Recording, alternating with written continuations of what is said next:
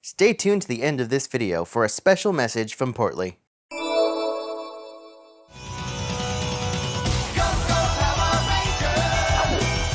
In the early 90s, Mighty Morphin Power Rangers had taken America by storm. TV, video games, a full-length feature film, and toys as far as the eye can see. But we're not talking about Power Rangers today. Tokusatsu, a Japanese term for live-action film and television with heavy use of special effects, is a huge genre still prevalent in Japan to this day, and made the basis for basically everything that company Saban Entertainment would put out at the time. Power Rangers is adapted from a long-running tokusatsu series referred to collectively as Super Sentai. Following the popularity of Power Rangers, Saban wanted to expand and capitalize on the craze to make even more money, selling even more toys, probably. After Power Rangers, their first attempt to branch off into a new series following the same formula was VR Troopers, which, fun fact, was actually originally going to be called Cybertron and was going to star Jason David Frank as the main hero. But Saban decided to bring him back to Power Rangers to continue his role as Tommy Oliver thanks to the huge fan demand, but that's possibly a topic for another video. I don't get him. Adam! VR Troopers is actually adapted from 3 different shows out of Japan's Metal Hero series, the names of which I won't even attempt to pronounce. Saban was able to cleverly use the Japanese footage from these 3 shows to make it look like one show about a team of 3 characters. It was briefly popular for a time, but after 92 episodes, the show was cancelled. During VR Troopers' run, we also got a direct spin-off of Power Rangers in the form of Masked Rider, adapted from Kamen Rider. This show continued off of a brief storyline where the Rangers met the Masked Rider on another planet, but it was cut even shorter at only 40 episodes. And finally, there was Big Bad Beetleborgs, which is personally my favorite of the bunch. It also used footage and characters from Japan's Metal Hero, but instead of battle-ready teenagers, it took young, prepubescent kids who liked comic books, and it made them friends with some Halloween monsters and Blue Jay Leno. Look, I didn't say it was good, I just loved it as a kid. But once again, after only 88 episodes, the show came to an end. Some may argue that 92 episodes for VR Troopers and 88 episodes for Beetleborgs is a big accomplishment, and while that's definitely something, what you have to remember is that these shows aired 5 days a week, Monday through Friday on Fox Kids, and in reality they only lasted for 2 seasons. The original Mighty Morphin Power Rangers had 3 seasons and a total of 155 episodes. Which brings us to the show that this video is actually about, Saban Entertainment's Mystic Knights of Tir Na Nog.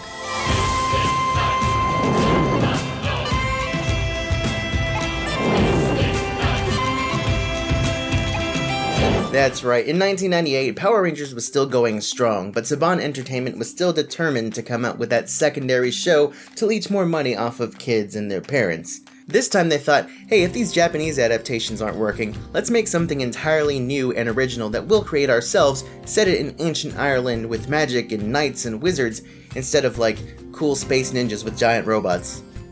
Yeah, that'll stick. This show, like many before it, was about a team of a handful of young fighters who are granted the power to transform, giving them new abilities, fiercer weapons, and just ridiculous transformation sequences. Fire within me!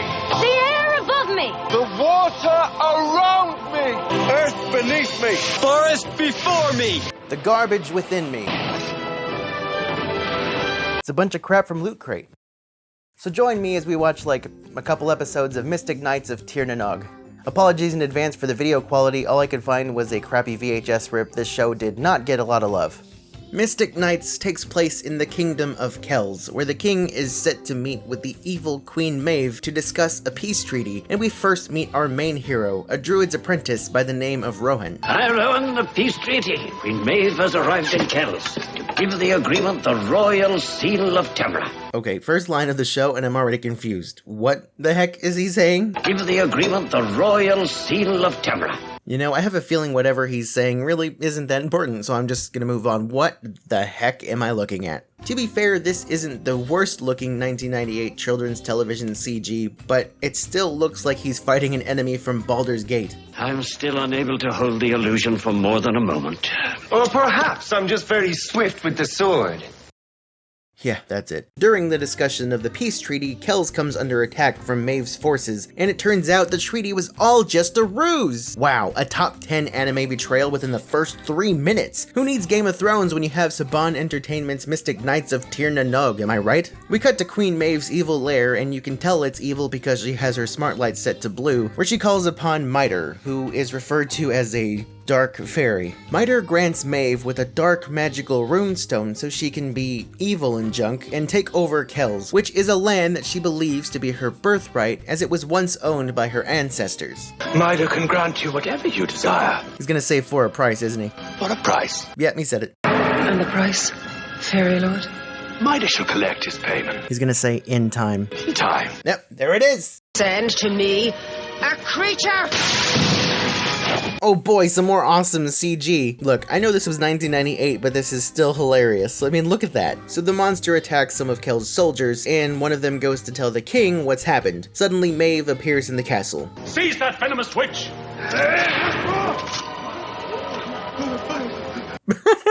Oh my gosh. The guy just pieced out of there. He's like, I ain't dealing with this Jedi magic crap, I'm out.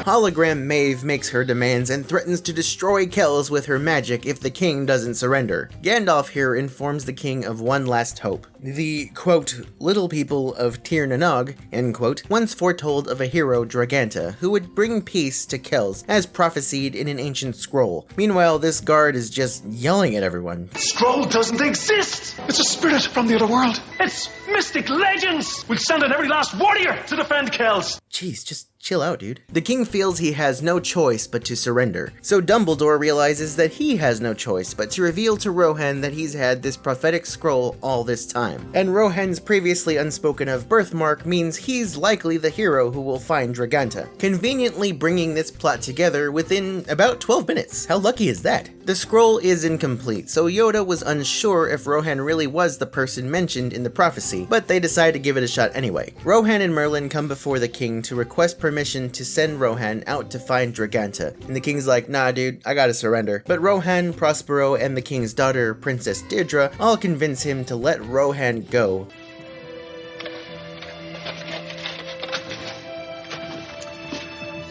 I doubt my own judgment. Deirdre wants to go too, but the king denies her request. I'm sure this will have no significance later. But Rohan sets off with his best friend, Angus the Thief. If the little people think you worthy, keep in mind, they're not human. Oh, wow, okay, not very PC, but alright. That night, Rohan has a dream telling him of what will become of his journey. Powerful armor and weapons, a fierce dragon, a stranger who will guide him to some fairy stones, leading the way to Tir na Nog. And the next morning, they immediately get caught in a trap. Get me down! I've captured 2 rogues! What? 2 rogues? They didn't even do anything. The scene literally just started with them walking, nay, dare I say, trolloping innocently along the road, and then this guy's like, Stop right there, criminal scum! This is Ivar, a prince from a distant land who's here to search for a thief who stole a chalice from his land. As he describes, the thief has a scar on his forehead, which makes this whole thing make even less sense. Figuring this could be the stranger mentioned in Rohan's dream, the two of them ask Ivar to assist them in finding the fairy stones, and along their way they go. And found them they have. Wow, without commercials, these shows really do just keep moving. But their discovery is soon cut short after Rohan realizes they've been followed by who they believe to be the thief that Ivar is looking for. But oops, wouldn't you know it, it's Princess Deirdre who decided to sneak out despite her father's wishes. Deirdre! How dare you kick a princess! How was I supposed to know? Ooh, she's a little firecracker, isn't she? It was under her father's strict instructions not to journey on this quest. Quest? And at last we have our full team for now until they get a 5th dude later in the series. The fairy stone begins to glow and our heroes sink into the ground and the first episode ends. It's pretty bold of them to make a Power Rangers style show and yet the entire first episode doesn't have any powers or transformations. And yet I'm kind of invested. I gotta say, rewatching this now, I'm like kinda into this. Like, it's not good, but I don't hate it. The acting is probably the best, or at least the least cheesy compared to basically every other Power Ranger style show, like, ever. No! You can't surrender! Rowan, Our king must lead his people. you think I want to surrender? My father was right to doubt you. sending a boy to do a warrior's job. Maybe the accents help, but I feel like the acting is at least decent compared to some stuff like this. Ike, your bag! Look out! I'm gonna take this Nylock alone. That thing crashed into our backyard and my dad pulled a star out of it, just like we did. It's morphin' time! Dino Charger, ready! And way better than how weird, forced, and overly produced sounding the voice acting is for in-costume scenes in recent seasons of Power Rangers. There's a lot of these creeps! Let's switch things up! Your invasion ends here, Draven. This is my overly compressed acting voice. Now on to episode 2, the team lands in an underground cavern. This must be the little people's underworld. You know, come to think of it, in addition to the acting, they really put a lot into this show. The set design, the wardrobe, they had to create all of these medieval sets and costumes for every character, and that's not even counting the monsters and the team's transformations. I mean, if kids didn't watch this show, business is business, but you gotta give Saban credit for the effort they put in. And just like that, the little people appear and pull me right out of that mood. This way. Then I'll head this way. We should all stick together. This is a strange place with strange... Oh, he was almost incinerated. His life was in actual jeopardy. Classic Ivar. Greedy as ever, Angus the thief goes in for some treasure, only to be surprised by the little people who capture them in a net. Don't you see? You're here to be our slave. Suffer down here for all eternity you shall. News of Rohan and the gang going missing has reached the kingdom, and also Maeve, who is playing satanic chess. She commands her general to begin the final assaults and kinda just randomly moves more pieces on the board. That doesn't even mean anything. It's not even a map. It just looks like she's doing alchemy. Better leave that to the professionals. Otherwise you end up with this. Big Brother Ed. You know, I've always thought it was kind of funny in movies and video games and whatnot, how military commanders always have these maps with these little pieces on them that they move around with like a stick. Did they even really use these things?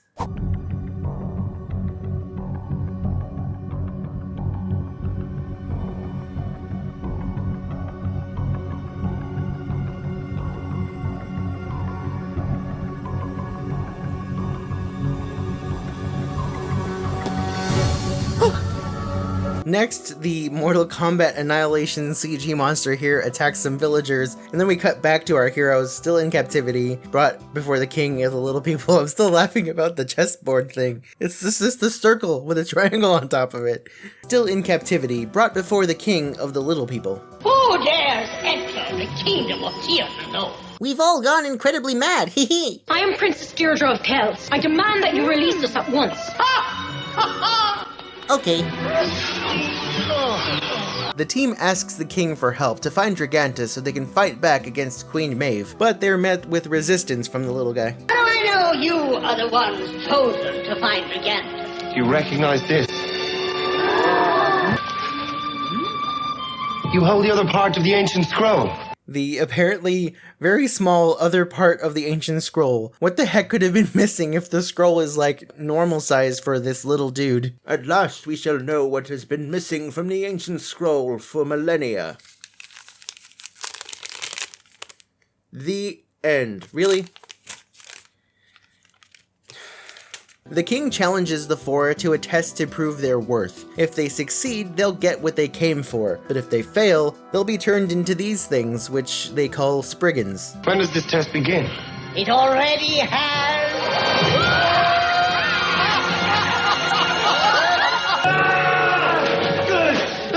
I wonder what happened to them. Question answered. Shut them all down, hurry!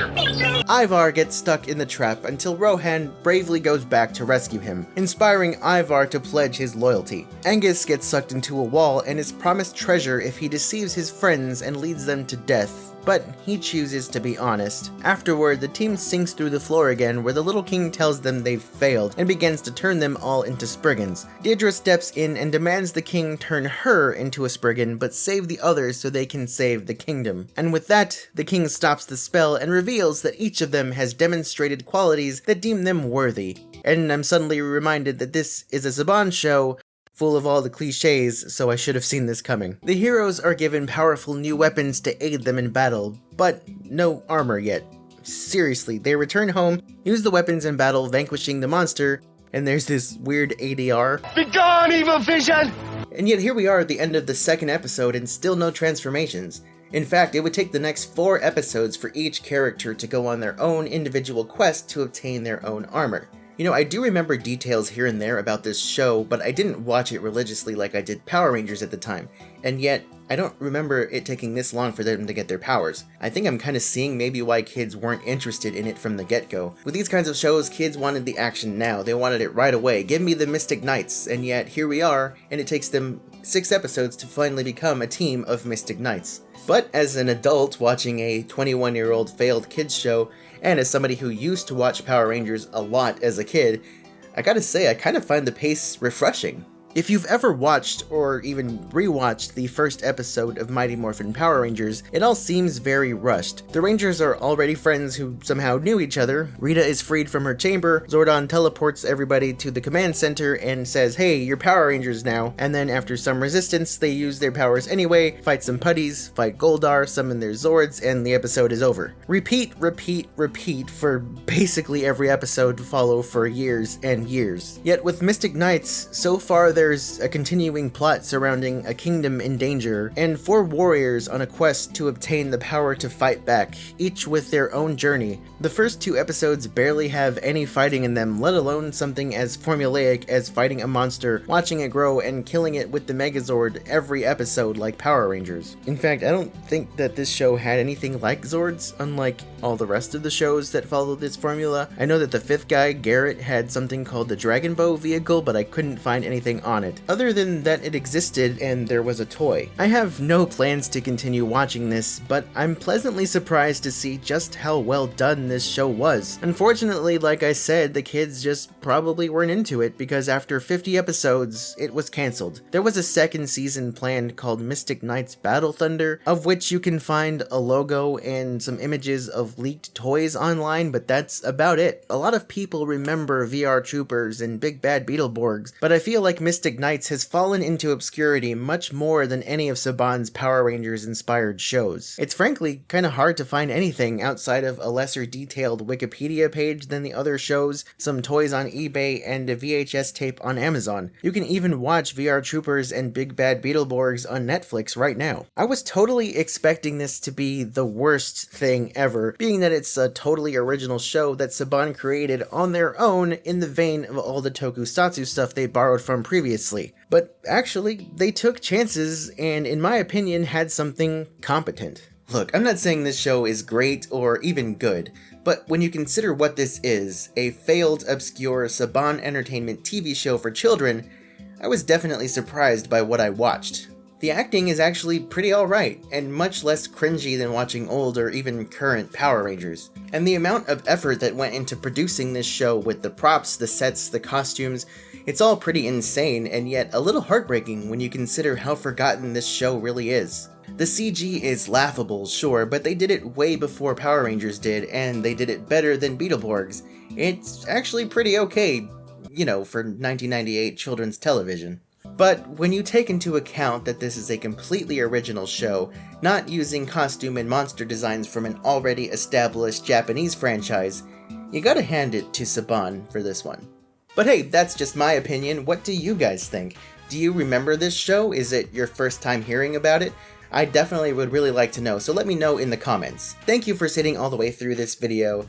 Now, as for that important message I mentioned in the beginning, I just wanted to say that Tuesday, September 24th, but I finished this video early and I'm an impatient piece of crap, marks my 4-year anniversary of posting videos on this channel, starting all the way back with Hatsuful Boyfriend, and we've come a long way since then. The production quality, I hope, the types of videos that I've been putting out, and just the subscribers. I mean, we're almost at 7,000 subscribers as of recording this right now, and I never really thought I was even gonna hit 70 when I started out, and I'm so grateful and thankful to each of you who have subscribed and watched my videos and share my videos, and even if you don't, you know, I'm still grateful. I've always done this for fun, to entertain myself, my friends, and whoever else is willing to watch, and yet I have so many of you who have been willing to watch and I really appreciate it. As for me, I've got to wrap up this video now. It's running a little bit longer than I had hoped, and I'm tired and it's hot.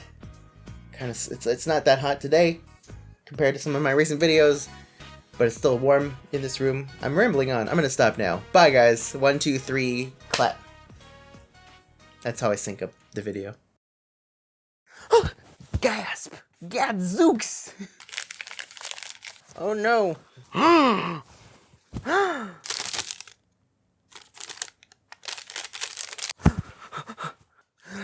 You madman! That got a lot of beard hair in my mouth.